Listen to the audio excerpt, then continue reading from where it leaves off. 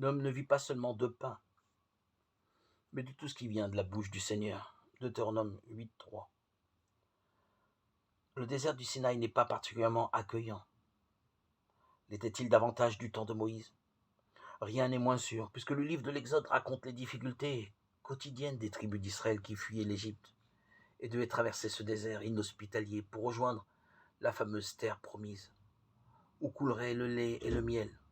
Plus d'une fois, on a eu faim, mais Dieu veillait. Et parmi les innombrables preuves de sa sollicitude, il eut cette nourriture étonnante qui recouvrait tous les matins la surface du camp, comme si réellement elle était tombée du ciel.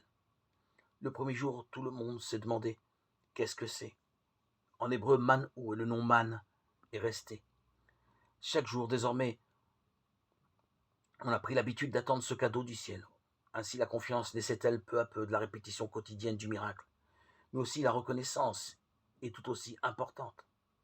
La discipline du partage, puisque cette nourriture étrange s'offrait à chacun en quantité suffisante. Il était impossible de faire des provisions pour le lendemain.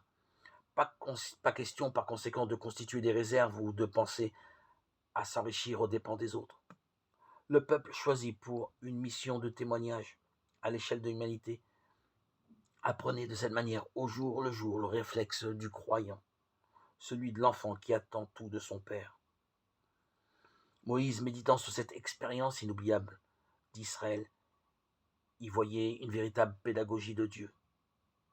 Le Seigneur t'a fait connaître la pauvreté, il t'a fait sentir la faim, il t'a donné à manger la manne, cette nourriture inconnue de tes pères, pour te faire découvrir que l'homme ne vit pas seulement de pain, mais tout ce qui vient de la bouche de Dieu.